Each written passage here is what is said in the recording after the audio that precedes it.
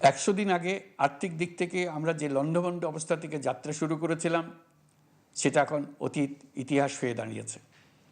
এই ১০০ দিনে অর্থনীতি সবল অবস্থানে চলে এসছে। এটা সম্পূর্ণ নিজস্ব নীতিমালা দিয়ে হয়েছে।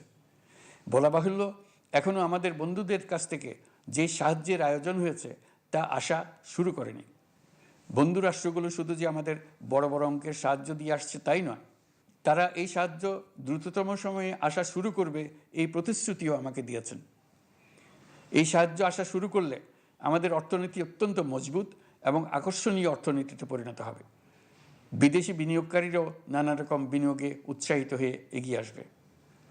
বিনিয়োগকারীদের সঙ্গে এখন থেকে আমরা আলোচনা শুরু করে দিয়েছি।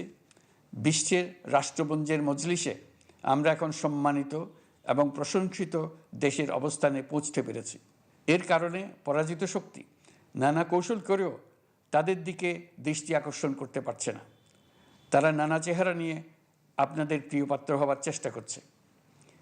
পরাজিত শক্তির ষড়যন্ত্র থেকে নিজেকে মুক্ত রাখুন, দেশকে মুক্ত রাখুন। এই ব্যাপারে অনড় থাকুন। এমন কিছু করবেন না যা তাদেরকে উৎসাহিত করতে সাহায্য করে। তাদেরকে সকল দিক থেকে নিরাশ করুন। সেটা নিশ্চিত করতে পারলে আমাদের আর কোনো বিষয়ে সংশয় করার প্রয়োজন নেই।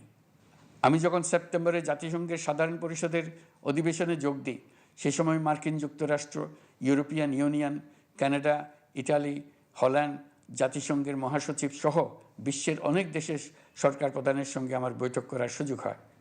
তারা স্বতঃস্ফূর্তভাবে আমাদের প্রতি সর্বাত্মক সহযোগিতা প্রদানের অঙ্গীকার ব্যক্ত করেছেন। নেপাল, মালদ্বীপ, পাকিস্তান সহ প্রতিবেশী বেশ কয়েকটি দেশের সরকার প্রধানের সঙ্গে আমার বৈঠক হয়েছে, যেখানে আমি সার্ককে পুনর্জীবিত করার কথা বলেছি। দেশে ফিরে আসার পর এসব দেশের রাষ্ট্রদূতগণ যারা ঢাকায় আছেন স্বতঃপ্রবৃত্ত হয়ে আমার সঙ্গে দেখা করে তাদের সরকার প্রধানদের অঙ্গীকার পুনর্ব্যক্ত করে গেছেন। তারা সম্পূর্ণ নতুনভাবে আমাদের জন্য সহায়তার নতুন ছক তৈরি করার কাজ শুরু করেছেন। যেসব রাষ্ট্রদূত দিল্লিতে অফিস করেন তারা দিল্লি থেকে এসে দেখা করে গেছেন। ইউরোপিয়ান ইউনিয়নের ২০ দেশের ২০ জন রাষ্ট্রদূত দিল্লিতে থাকেন। ৭ দেশের ৭ রাষ্ট্রদূত ঢাকায় আছেন। দিল্লি থেকে একসঙ্গে ২০ জন রাষ্ট্রদূত সহ মোট ২৭ রাষ্ট্রদূত সমবেতভাবে আমার সঙ্গে বৈঠক করার জন্য আগামী কয়েকদিনের মধ্যে ঢাকায় আসছেন।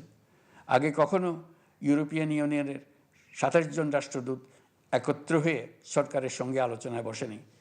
দিল্লি থেকে এই বিশাল সংখ্যক রাষ্ট্রদূত একসঙ্গে বৈঠক করার জন্যও কোনো দিন আসেনি।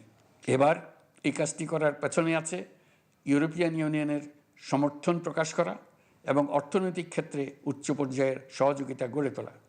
ইতিমধ্যে আমার সঙ্গে দেখা করেছেন সৌদি আরব, সংযুক্ত আরব আমিরাত, ব্রাজিল, তুরস্ক, রাশিয়া, ফিনল্যান্ড, সিঙ্গাপুর, লিবিয়া সহ অনেক দেশের রাষ্ট্রদূত। দ্বিপাক্ষিক নানা সহযোগিতা সহ বাণিজ্য বিনিয়োগ বৃদ্ধির আশ্বাস তারা দিয়েছেন।